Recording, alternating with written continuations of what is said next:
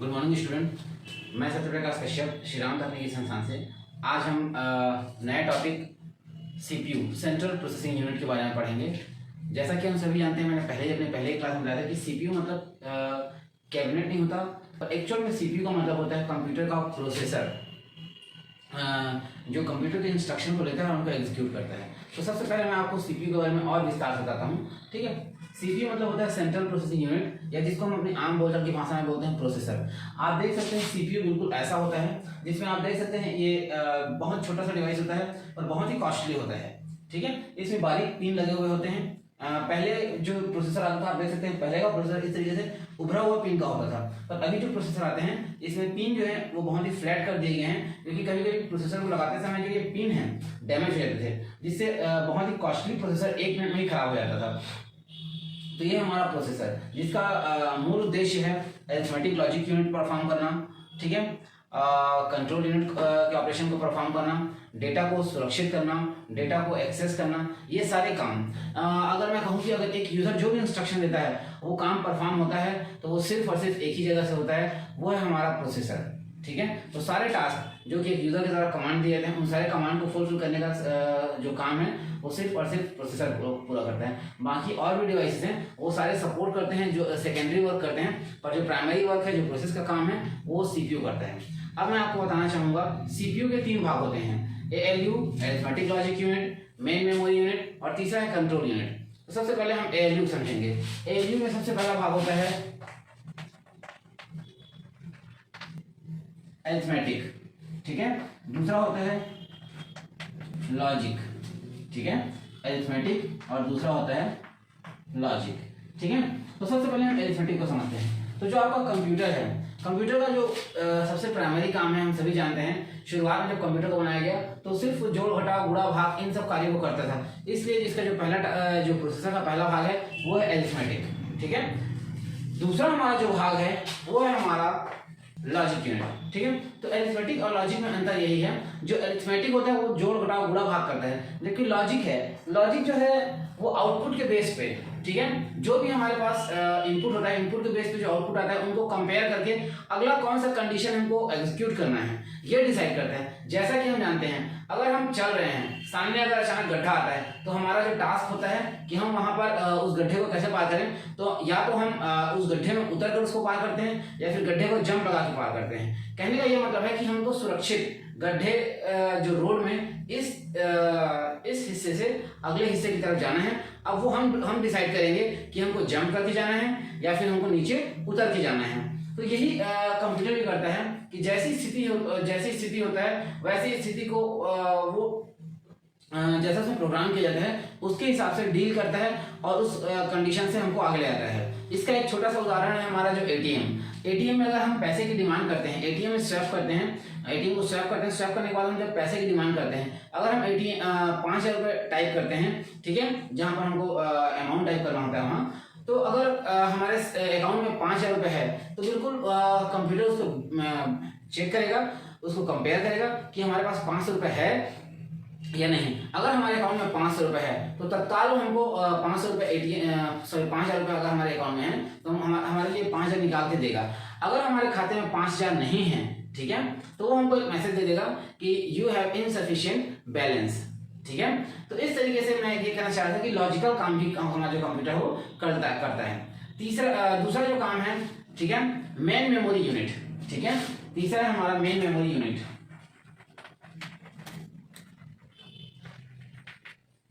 ठीक है। तो जो मेन मेमोरी यूनिट है, ठीक है, यहां पर हम ये डिसाइड करते हैं कि करेंटली कौन सा ऑपरेशन परफॉर्म हो रहा है, ठीक है। इसको हम लाकर वहां पर ऑपरेशन परफॉर्म करते हैं और सीपीयू मेन मेमोरी से डाटा लेकर एक्सेस करता है, ठीक है।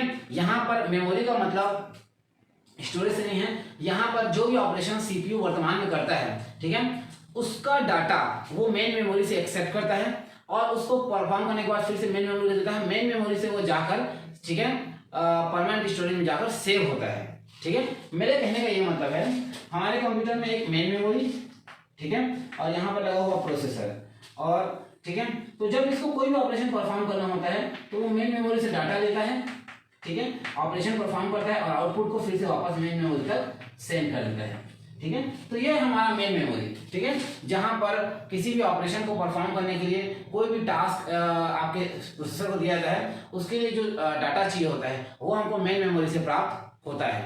तीसरा है कंट्रोल यूनिट, ठीक है। सीपीयू का जो तीसरा सबसे प्रमुख भाग है कंट्रोल यूनिट है। कंट्रोल यूनिट जो होता है वो आपके कंप्यूटर के इंटरनल भाग, इंटरनल प्रोसेसिंग ऑपरेशन को परफॉर्म करता है। जैसे अगर कोई ऑपरेशन परफॉर्म करना है तो इनपुट कहां से आएगा, अर्थात इनपुट कौन से डिवाइस से आएगा, ठीक है। तो उस डिवाइस को एक्टिवेट करना कि आप इनपुट दें, ठीक है, और उसको प्रोसेसर को देना। प्रोसेसर से जब आउटपुट आता है तो यह सुनिश्चित करना कि जो आउटपुट आया है इसको कौन से डिवाइस के माध्यम से हमको प्रदर्शित करना है या फिर हमको इसको लेकर कहां सुरक्षित करना है। ये काम जो होता है वो हमारे कंट्रोल यूनिट का होता है, ठीक है। कौन से डिवाइस को कब एक्टिवेट करना है, कौन से डिवाइस को कब ये निर्देश देना है कि आप एक्टिवेट ना हो या डीएक्टिवेट हो जाएं, इन सारे काम को कंट्रोल यूनिट ऑपरेट करता है, ठीक है। तो ये होता है हमारा कंट्रोल यूनिट। अब हम चलते हैं रजिस्टर की तरफ, ठीक है। रजिस्टर, ठीक है। तो मैं आपको बताना चाहूंगा जो हमारा प्रोसेसर होता है वो बहुत सारे ऑपरेशन परफॉर्म करते हैं, ठीक है। जो हमारे प्रोसेसर जैसे, ठीक है, addition, multiplication, subtraction, logical activity, लेकिन इन सारे एक्टिविटी को परफॉर्म करने के लिए उसको डाटा की आवश्यकता होती है, ठीक है। और इन डाटा को सुरक्षित करने के लिए उसे एक छोटे छोटे मेमोरी की आवश्यकता होती है। ये जो छोटे छोटे मेमोरी होता है ये उसको ये वह मेन मेमोरी का हिस्सा नहीं होता, इसके लिए वो अलग से मेमोरी का उपयोग करता है जो प्रोसेसर के पास होता है, और इन्हीं मेमोरीज को रजिस्टर कहा जाता है, ठीक है। इन्हीं मेमोरी को हम क्या कहते हैं, रजिस्टर कहते हैं, ठीक है। रजिस्टर जो होते हैं इनका साइज बिल्कुल इस बात पर डिपेंड करता है कि इनकी जो स्टोरेज क्षमता हो कितनी है, ठीक है। अगर इनकी स्टोरेज क्षमता 8 बिट की है, ठीक है, तो इनका साइज भी माना जाएगा कि 8 बिट के हैं। अगर 16 बिट का है तो ये माना जाता है कि इसका स्टोरेज क्षमता भी 16 बिट का है, ठीक है। ऐसे ही वर्तमान में 32 बिट और 64 बिट तक के जो हमारे सिस्टम है, हमारे सिस्टम में रजिस्टर का उपयोग किया जाता है। तो जैसे कि हमने देखा रजिस्टर के बारे में, तो रजिस्टर के कुछ प्रकार हैं। अब हम उन प्रकारों को समझते हैं। तो सबसे पहला होता है मेमोरी एड्रेस रजिस्टर, ठीक है। तो मेमोरी एड्रेस रजिस्टर का नाम से क्लियर है, ठीक है, वह रजिस्टर जहां से इंस्ट्रक्शन आता है उसका करंट लोकेशन, ठीक है, मतलब हमें जहां से इंस्ट्रक्शन मिल रहा है उसका current location, current active location कि ये इंस्ट्रक्शन हमें कहां से मिला, ये जो जानकारी स्टोर रहता है उस रजिस्टर को कहते हैं मेमोरी एड्रेस रजिस्टर। दूसरा होता है memory buffer register. Memory buffer register वो रजिस्टर होता है जहां पर जो प्रोसेसर है सूचनाओं को रीड करता है और रीड करके उनके कंटेंट को स्टोर करता है, वो कहलाता है मेमोरी बफर रजिस्टर, ठीक है। इसका सबसे अच्छा उदाहरण होता है आप एक कंप्यूटर को 50 पेज प्रिंट करने का कमांड दे दीजिए, ठीक है, और उसके बाद कंप्यूटर और प्रिंटर को डिस्कनेक्ट कर दीजिए, ठीक है। तो आपका जो प्रिंटर है वो उन 50 पेजों को प्रिंट करके आपको देगा, ठीक है, क्योंकि वो सारी सूचनाएं आपके प्रिंटर में पहुंच गई है और प्रिंटर के बफर मेमोरी में वो स्टोर हो गया है। प्रिंटर बार बार उसको प्रिंट करते रहेगा, जैसे ही आपका प्रिंट 100 पेज प्रिंट होगा, ठीक है, बफर से वो डाटा क्लीन हो जाएगा, बफर स्टोरेज से वो डाटा क्लीन हो जाएगा। सेम ऐसे ही कंप्यूटर में जब आप कंप्यूटर को एक से अधिक कार्य देते हैं या उसको कुछ कॉपी या पेस्ट करने के लिए देते हैं तब वो उन सूचनाओं को रीड करता है, और रीड करने के बाद जब तक उसको एक जगह से कॉपी करके दूसरे का पेस्ट ना करना हो तब तक वो अपने बफर में उसको स्टोर करके रखता है, और जैसे ही वो पेस्ट हो जाता है तो वो स्पेस फिर से खाली हो जाता है। पहले ही मैंने आपको बताया कि जो आपका रजिस्टर है ये एक टेम्परेरी मेमोरी होता है, टास्क पूरा होने के बाद वह रजिस्टर क्लीन हो जाता है, ठीक है। तो मेमोरी बफर रजिस्टर याद रखिएगा, मेमोरी बफर रजिस्टर किसी भी कंटेंट को रीड करने के बाद कुछ समय के लिए स्टोर करने के लिए होता है, और जैसे ही टास्क पूरा होता है हम उसको दूसरी जगह पे जैसे ही पेस्ट कर देते हैं वो मेमोरी बफर रजिस्टर खाली हो जाता है। तो तीसरा है हमारा program control register. Program control register ये सुनिश्चित करता है कि अगला इंस्ट्रक्शन कौन सा है जिसको हमको एग्जीक्यूट करना है। मैं आपको बताना चाहूंगा कि कभी भी प्रोसेसर आइडियल कंडीशन नहीं होता। अगर मान लीजिए एक प्रोसेसर के पास बहुत सारे टास्क हैं और अगर वो आइडियल कंडीशन में पहुंच गया तो फिर उस प्रोसेसर की गति बहुत कम होगी और वो सही तरीके से किसी भी टास्क को परफॉर्म नहीं कर पाएगा।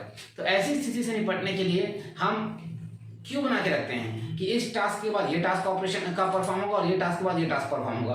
तो इसी काम को मेंटेन करता है प्रोग्राम कंट्रोल रजिस्टर। ये सुनिश्चित करता है कि किस टास्क के बाद कौन सा टास्क परफॉर्म होगा, ठीक है, मतलब करंट में जो काम चल रहा है उसके बाद अगला इंस्ट्रक्शन कौन सा जो एग्जीक्यूट होगा, और इसको कंट्रोल करता है आपका प्रोग्राम कंट्रोल रजिस्टर। इसके बाद हम देखते हैं एक्यूमुलेटर रजिस्टर। ठीक है। तो यहाँ पर देखिए हमने दो नंबर को ऐड कर दिया तो इनका टोटल आ गया 12, ठीक है। अब हमको याद रखना पड़ेगा, ठीक है, 8 + 4 = 12, 12 + 9 = 21, ठीक है। तो यहां पर देखिए 8 + 4 = 12, ये हमने अपने दिमाग में रखा था, तब हम 12 + 9 किए। अगर हम यहाँ पर 8 + 12 करने के बाद यहाँ हो जाता कि 12 है, तो हम फिर 4 + 9 करते, जिसका आंसर 13 आता, जो कि गलत था, ठीक है। तो जैसे हमको याद रखना पड़ता है कि हमने पहले कौन सा डाटा ऐड किया है और उसका इंटरमीडिएट रिजल्ट क्या है, वैसे ही कंप्यूटर को भी अगर एक लंबा वैल्यू ऐड करना है, मतलब कई पॉइंट से जाकर वैल्यू को ऐड करना है, तो अगर उसने शुरुआत में जो 2 डिजिट को ऐड किया है तो उसको याद रखना पड़ेगा, और उसके बाद फिर अगला जो वैल्यू है इनको टोटल करने के बाद इसको याद रखना पड़ेगा, इसके बाद जब इनको टोटल कर लेगा तो इसको याद रखना पड़ेगा। मतलब मैं ये कहना चाहता हूँ जो इंटरमीडिएट रिजल्ट होते हैं उनको आप कंप्यूटर को याद करके रखना पड़ता है, और इस याद करने के लिए जिस मेमोरी का उपयोग करते हैं, ठीक है, वो कहलाता है हमारा एक्यूमुलेटर, ठीक है। अगला जो हमारा इंस्ट्रक्शन है वो है हमारा इंस्ट्रक्शन रजिस्टर, ठीक है। इंस्ट्रक्शन रजिस्टर ये बताता है कि करंट में कौन सा इंस्ट्रक्शन एग्जीक्यूट हो रहा है, इसकी पूरी जानकारी होती है इंस्ट्रक्शन रजिस्टर में, ठीक है। करंट में कौन सा ऑपरेशन परफॉर्म हो रहा है, जस्ट अभी कुछ समय पहले मैंने बताया था प्रोग्राम कंट्रोल रजिस्टर ये डिसाइड करता है कि अगला कौन सा इंस्ट्रक्शन एग्जीक्यूट होगा, जबकि इंस्ट्रक्शन रजिस्टर ये बताता है कि कौन सा इंस्ट्रक्शन वर्तमान में एग्जीक्यूट हो रहा है। और सबसे लास्ट में हमारा आता है आईओ रजिस्टर। आईओ रजिस्टर ये डिसाइड करता है, ठीक है, कि आपका इनपुट कहां से आएगा और आउटपुट किस डिवाइस की तरफ जाएगा और कहां पर स्टोर होगा, ठीक है। तो ये थे हमारे सारे रजिस्टर, ठीक है। रजिस्टर के बाद हम देखेंगे बस, ठीक है। तो मैं आपको बताना चाहूंगा कि जो हमारा एक प्रमुख डिवाइस होता है, मैंने बताया था हार्ट ऑफ कंप्यूटर आपका होता है मदर बोर्ड, ठीक है। तो इस मदरबोर्ड से हमने देखा है कि कई महत्वपूर्ण डिवाइस जुड़े हुए होते हैं। मदरबोर्ड के अंदर लगा होता है प्रोसेसर, ठीक है, और यहाँ पर बने हुए स्लॉट पे आपके, ठीक है, महत्वपूर्ण डिवाइस लगे होते हैं, जैसे आपका ODD और HDD ऑप्टिकल डिस्क ड्राइव, ठीक है, और दूसरा है हमारा HDD, ठीक है, हार्ड डिस्क,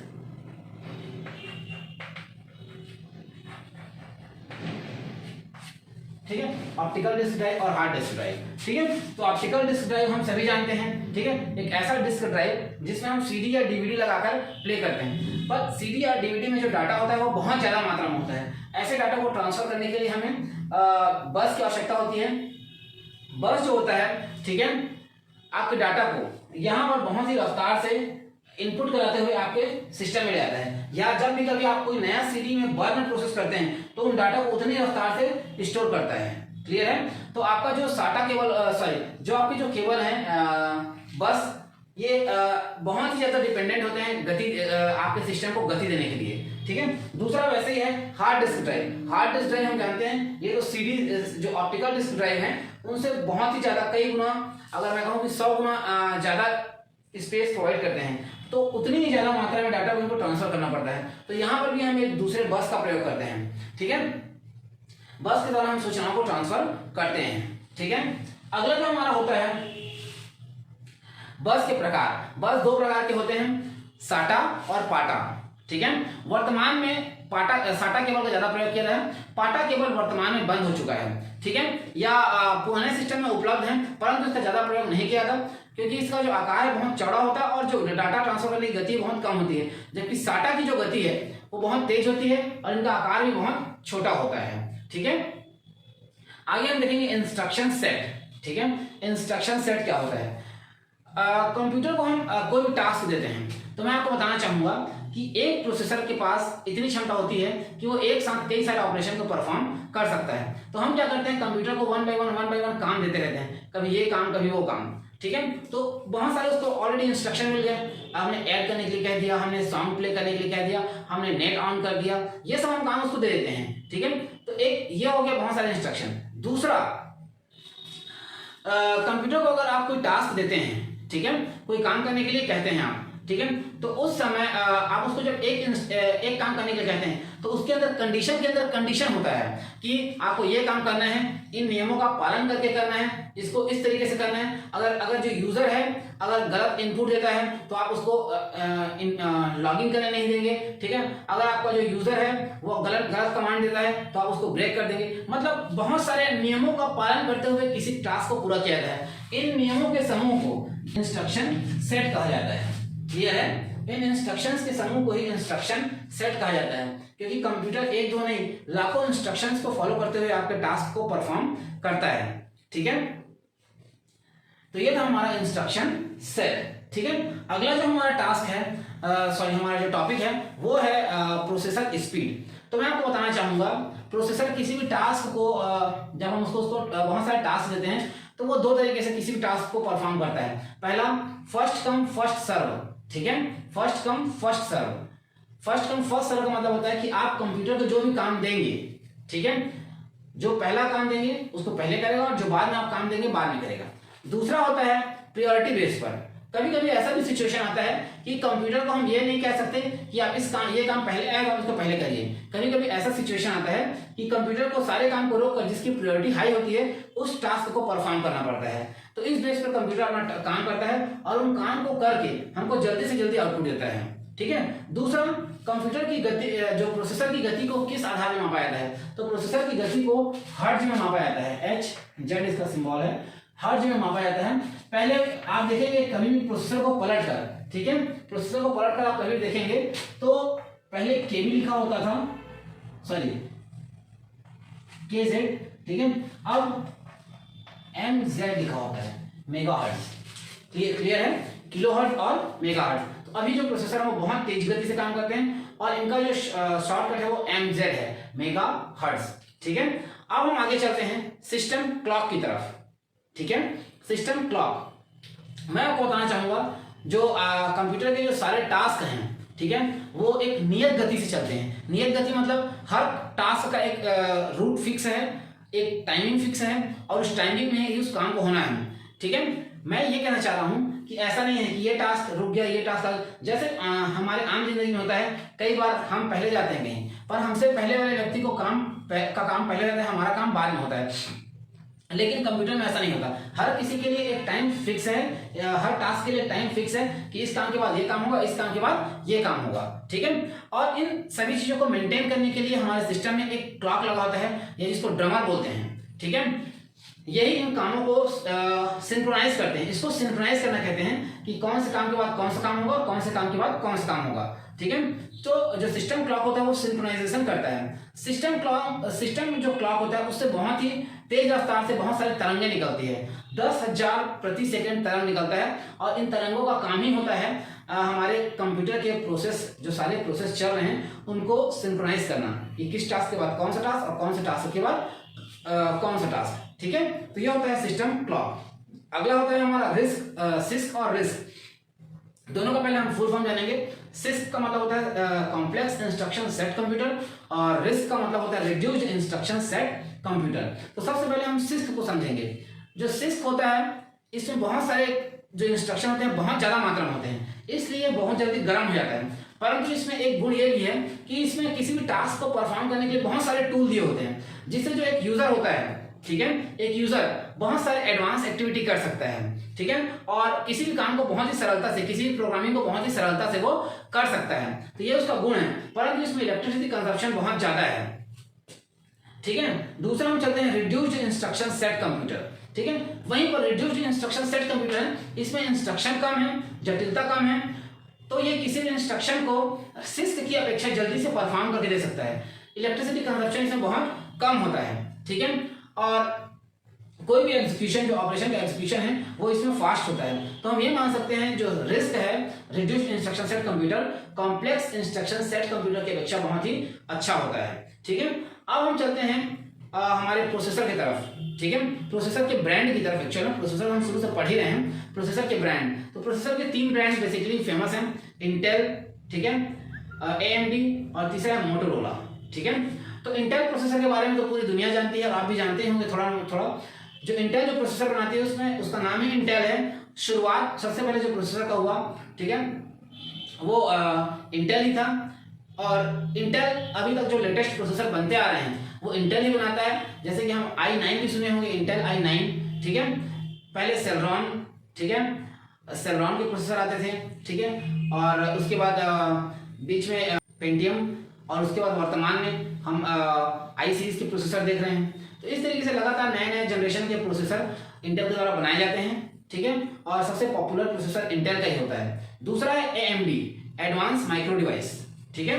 ये इंटेल के बाद जो सबसे ज्यादा पॉपुलर प्रोसेसर है वो AMD है, ठीक है। पर इसके बहुत ज्यादा प्रोसेसर आपको मार्केट में नहीं दिखेंगे। तीसरा जो हमारा होता है मोटोरोला, ठीक है। मोटोरोला जो प्रोसेसर बनाता है उसका नाम ही मोटोरोला है, और मोटोरोला कंपनी के द्वारा बनाए हुए प्रोसेसर अधिकतर यहाँ कहें कि 100% जो प्रोसेसर है वो सिर्फ एप्पल के कंप्यूटर या एप्पल के मोबाइल पर आपको ये प्रोसेसर देखने को मिलेंगे, ठीक है। तो आज के हमारे चैप्टर में यही तक था। अगर आपको हमारा वीडियो अच्छा लगे तो प्लीज लाइक करिए और सब्सक्राइब करिए, ताकि हम आपको हमारे अगले क्लासेस की जानकारी आपको लगातार मिलती रहे। धन्यवाद।